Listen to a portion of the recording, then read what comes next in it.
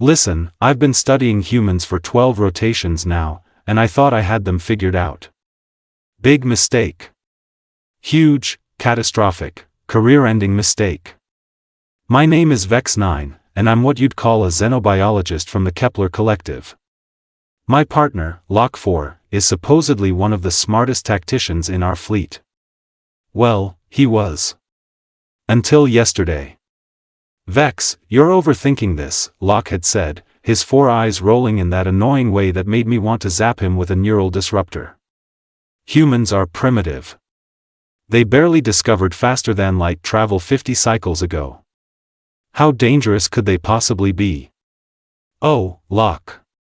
Sweet, naive, about to have his entire worldview shattered. We were stationed on Observation Deck 7, monitoring a human colony on planet designation XK-739. The humans called it New Haven, which should have been our first warning sign. Any species that names their settlements after concepts of safety while living on a death world clearly has issues with risk assessment. Look at them, I muttered, adjusting the long-range scanners. They've built their primary settlement right next to an active volcano.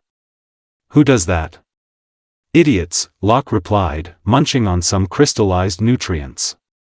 This will be the easiest subjugation in collective history. That's when I made my fatal error. I started talking about Emma Hartwell. Actually, there's this one human I've been studying, I said, pulling up her file on my datapad. Goes by the designation Emma Hartwell. Age 24 in their solar cycles. She's fascinating from a behavioral standpoint. Lok's mandibles clicked with boredom. Fascinating how? Does she collect shiny objects? Make primitive art with her waste products? She's a mechanic, I continued, ignoring his sarcasm. But not just any mechanic. Last week, I watched her repair a malfunctioning fusion reactor using nothing but spare parts from a ground transport and something they call duct tape. Impossible. That's what I thought. But she did it in under 2 hours, while the reactor was still partially active, and she was humming some sort of rhythmic pattern the entire time. Lok's interest was suddenly piqued, which should have been my second warning sign. When Lok gets interested in anything involving tactical implications, bad things tend to happen. Show me, he demanded that I projected the surveillance footage onto the main display. There was Emma, all 5'6" of her, covered in some sort of black substance they call grease, crawling through maintenance shafts that would challenge our most flexible scouts. Her hair was tied back in what humans call a ponytail, and she wore protective goggles that made her look like some sort of adorable predator. See that? I pointed to the screen. She's rerouting the coolant system through the atmospheric processors. Our engineers said that configuration was theoretically impossible. Your point? She made it work, Lok. Not only did she make it work, she improved the reactor's efficiency by 18%. That's when I noticed Lok had gone very, very quiet. His 4 eyes were locked on Emma as she emerged from the reactor core, wiping her hands on a cloth and grinning at her colleagues. She said something that made them laugh, then grabbed what appeared to be a caffeinated beverage from a nearby table. Vex, Lok said slowly, his voice taking on that tone he used when he was processing tactical data, run a psychological profile on this Emma Hartwell. Already did. You want the highlights? All of it. I pulled up the comprehensive file I'd been building. Born on Earth, specifically in a region called Texas. Father was military, mother was an engineer. Lost both parents in a transport accident when she was 16. Instead of falling into despair like our models predicted, she took over her father's mechanical shop and improved it. Business increased by 40% within 1 solar cycle. Lok's head tilted, which never meant anything good. She's also unmarried, which is unusual for humans her age in that cultural region. According to my social analysis, she's rejected 17 courtship attempts in the past 2 years. Her friends describe her as too independent and married to her work. Combat training? None, officially. But she grew up in Texas, which apparently means she knows how to operate various projectile weapons. She also practices something called martial arts 3 times per week. I should have stopped there. I really should have stopped there. And get this, Lok. Last month, their colony was attacked by a pack of Nexar prowlers. These things are 8 feet tall, have claws that can cut through titanium, and hunt in coordinated groups. The human military response was 12 minutes out. Acceptable response time for primitives. Emma didn't wait for the military. Lok's 4 eyes suddenly focused on me with uncomfortable intensity. Explain. She grabbed a plasma welder, some metal scraps, and built what can only be described as an improvised projectile launcher. Then she went hunting. Hunting what? The prowlers, Lok. She hunted the prowlers. Alone. With a weapon she constructed in under 5 minutes from workshop materials. The silence that followed was the kind that makes your thermal regulators malfunction. Lok stood there, staring at Emma's image on the screen, his tactical processing centers clearly working overtime. She killed them, he finally asked. All 6 of them. Then she dragged their carcasses back to the colony and asked if anyone wanted to help her turn them into what she called barbecue. That's when Lok started making that noise. You know the one, that high-pitched keening sound Kepler tacticians make when their understanding of reality begins to crack. It started soft, almost inaudible, then gradually increased in volume until half the observation deck was staring at us. Lok? You okay there, buddy? His response was to grab my datapad and start scrolling through Emma's file with increasing desperation. Show me her combat records again. She doesn't have any official combat records. That's what I'm trying to tell you. She's a civilian mechanic who apparently doesn't understand that certain things are supposed to be impossible. No formal training, he whispered, no military background, no tactical education, and she successfully hunted apex predators using improvised weapons. While humming, I added helpfully. Don't forget the humming part. She hummed the entire time. The keening sound got louder. Lok, maybe you should sit down. Vex, he said, his voice taking on that dangerous quality that meant someone was about to make a very bad decision. I need to meet her. And that's when I knew we were in trouble. Meet her? Lok, we're supposed to be conducting covert surveillance. The collective has strict protocols about first contact situations. Protocols, he repeated, like the word tasted bad. Written by beings who never encountered anything like this. Show me more humans like her. More humans like Emma? Yes. Lok, they're all like Emma. The keening stopped. Completely. The sudden silence was somehow worse than the noise. All of them? Every single human I've studied shows similar patterns. They take impossible situations and make them work through some combination of stubbornness, creativity, and what appears to be a complete inability to recognize when they should give up. Lok sat down heavily in his command chair, his 4 arms hanging limply at his sides. The invasion fleet, he said quietly. What about it? It's scheduled to arrive in 47 days. Yeah, so? Vex, we need to warn them. I blinked at him. Warn who? The fleet, you idiot. We need to warn the invasion fleet. And that's when I realized my partner had completely lost his mind. Warn the fleet about what, exactly? I asked, though I was pretty sure I didn't want to hear the answer. That humans can fix things with tape and determination? Lok turned to face me, and I swear his 4 eyes had developed a nervous twitch. Vex, do you understand what we're dealing with here? This Emma Hartwell person represents a fundamental miscalculation in our threat assessment protocols. She's one human, Lok. One. No. He slammed his primary appendage on the console, making the entire observation deck shake. She's not one human. She's a representative sample of an entire species that apparently views impossibility as a personal challenge. I was starting to get that sinking feeling in my digestive chambers. You know the one, like when you realize you've been standing in a minefield while juggling live grenades. Lok, let's think about this rationally.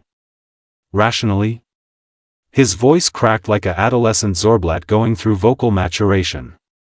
There's nothing rational about any of this. Show me what else you've observed. Against my better judgment, I pulled up another file. Well, there's Marcus Webb. He's their colony administrator. Administrative duties. Boring bureaucratic functions. This should be normal. Last week, their food production facility was contaminated by a toxic spore outbreak. 90% of their crops were destroyed. Standard crisis management protocols would involve emergency rationing and distress calls to other colonies.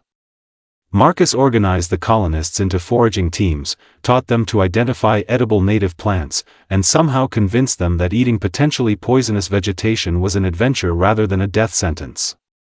Lok's left eye started twitching faster. Did anyone die?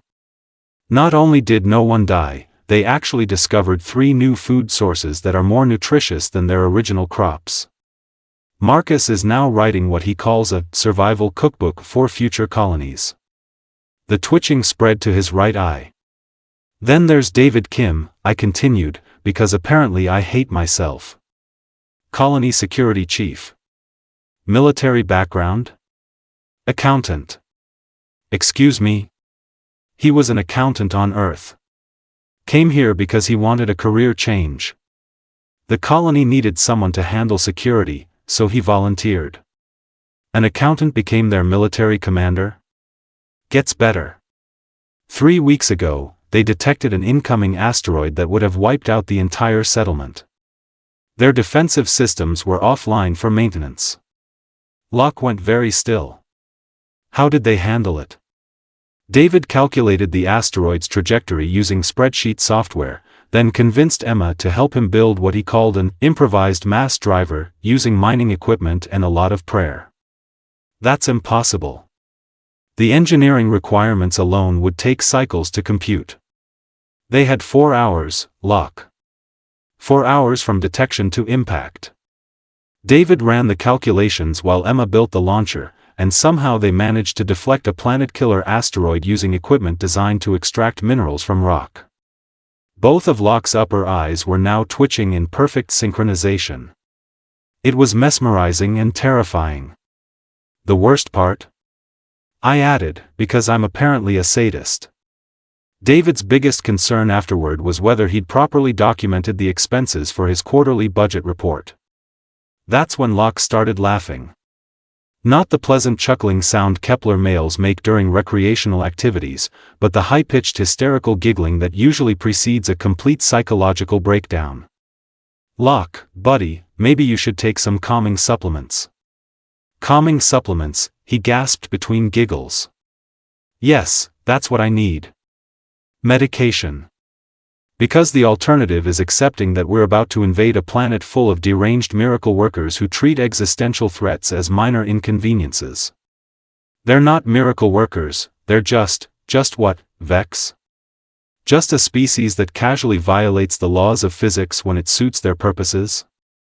Just beings who respond to mortal danger by building impossible machines out of spare parts? Just creatures who think the appropriate response to certain death is creative problem-solving and positive thinking? When he put it like that, it did sound pretty concerning. Maybe we should contact High Command, I suggested weakly. Oh, I tried that an hour ago while you were in the hygiene facility. You what? I sent a priority communication to Fleet Admiral Zorn Prime. Know what his response was? I was afraid to ask, but my curiosity override my self-preservation instincts. What did he say? He told me to stop wasting his time with paranoid fantasies and reminded me that humans are classified as level 2 primitives. He actually laughed at me, Vex. The Supreme Military Commander of the Kepler Collective laughed at my tactical assessment. This was getting worse by the moment. What did you tell him? Everything. The reactor repair, the Prowler hunt, the asteroid deflection, all of it. His exact words were, and I quote, "If humans were actually dangerous, Lok-Four, they would have already conquered the galaxy by now instead of playing with dirt on backwater planets." Maybe he has a point. Locke's giggling stopped abruptly. "Show me their military history." "Their what now?" "Their military history, Vex. I want to know how these supposedly harmless primitives handle large-scale conflicts." I really didn't want to pull up that file. But Locke was giving me the look that meant he'd stuff me in an airlock if I didn't cooperate. "Fine, but you're not going to like it."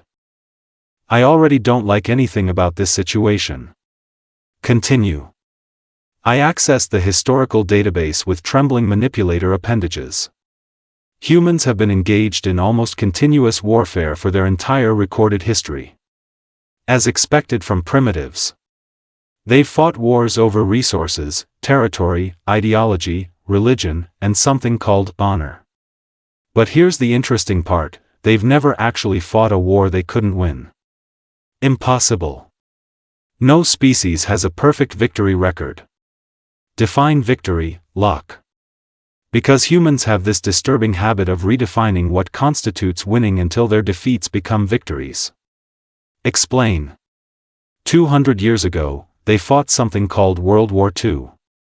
One side had better technology, superior numbers, and strategic advantages. The other side had Emma Hartwell's. That's not her real designation. No, but you understand what I mean. They had people who looked at impossible odds and decided that surrender wasn't an option.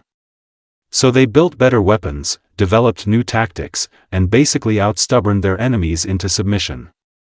Locke was making that noise again. Then there was their expansion into space. Every expert said it was too dangerous, too expensive, too complicated. Their response was to strap themselves to controlled explosions and shoot themselves into the void while playing something they call rock music, at dangerous volume levels. This cannot be accurate. I have video footage. Show me. I projected the historical records of humanity's first lunar landing. There was Neil Armstrong, stepping onto an alien world with no backup plan, no rescue mission, and no guarantee he'd ever return home. His first words upon achieving one of the greatest accomplishments in human history were casual and understated, like he'd just stepped outside to check the weather. Locke watched in horrified fascination as the primitive spacecraft, held together with what appeared to be determination and blind optimism, successfully delivered humans to another world and brought them home safely.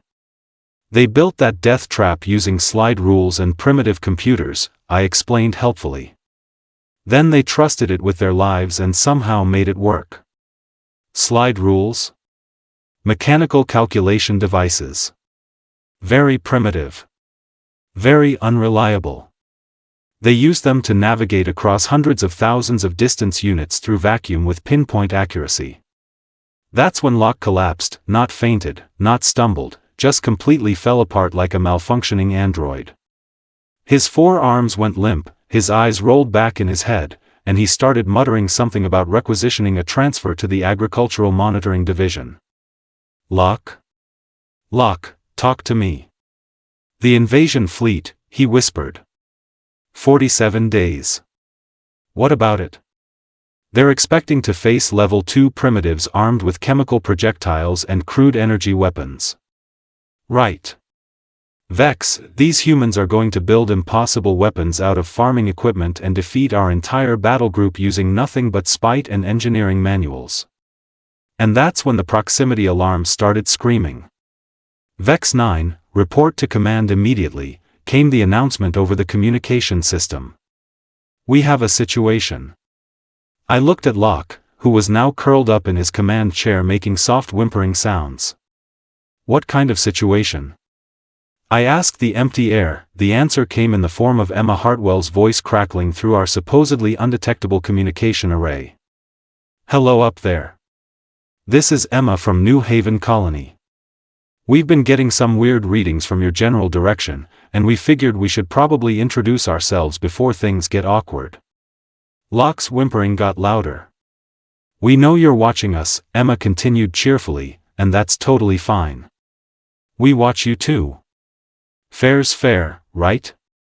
Anyway, we were wondering if you'd like to come down for dinner sometime. Marcus makes a mean barbecue, and David's got questions about your propulsion systems that are keeping him up at night. I stared at the communication console in absolute terror. Oh, and whoever's having the panic attack up there? Don't worry, we get that a lot. Humans tend to have that effect on people. Locke made a sound like a deflating balloon. So, what do you say? Dinner's at sunset. We promise not to build any weapons out of kitchen utensils while you're here. The transmission cut out, leaving us in dead silence. After a long moment, Locke looked up at me with the hollow eyes of someone whose entire worldview had just been destroyed. Vex, he said quietly, I need you to send another message to Fleet Admiral Zorn Prime. What should I tell him? Tell him, Locke said, standing up and straightening his uniform with shaky appendages, that we're accepting a dinner invitation. And if he wants to court-martial me for unauthorized first contact, he can do it after he explains to High Command why 40% of our invasion fleet got defeated by a mechanic with a toolkit and an attitude problem. And that's how I learned that sometimes, the most dangerous weapon in the universe isn't advanced technology or superior firepower, sometimes it's just humans being human.